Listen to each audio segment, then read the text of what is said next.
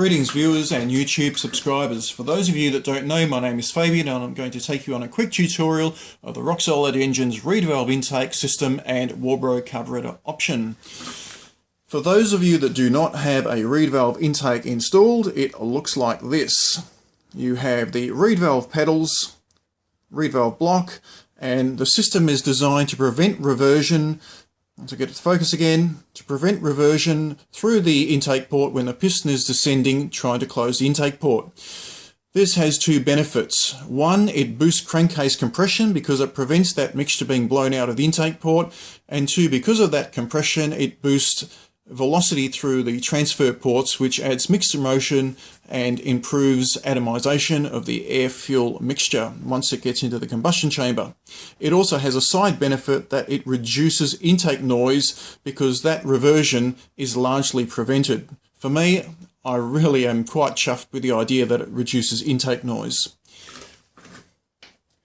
When you install your reed valve intake,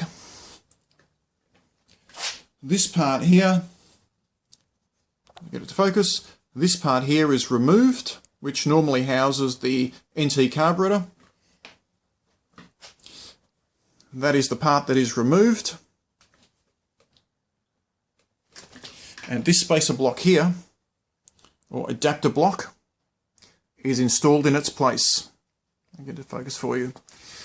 It is critically important when you order the reed valve intake kit and Walbro carburetor option to order this thermal isolation spacer.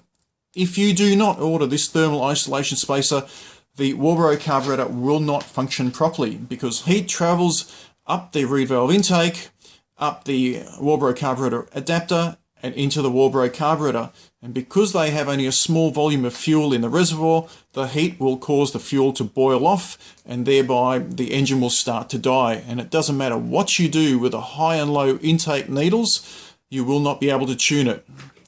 So it is critically important that you order this thermal isolation spacer. Another advantage of the Walbro carburetor kit or the diaphragm type carburetor is the high and low intake needles, which means you can effectively tune the engine on the fly, optimizing your air-fuel ratio. And also, if you're climbing and heading up into altitude, the engine will normally die because it's starting to get too rich. You can, on the fly, lean off the mixtures. Again, this is a brilliant bit of kit, but you must order the thermal isolation spacer. Hope that's been of benefit. See you next time.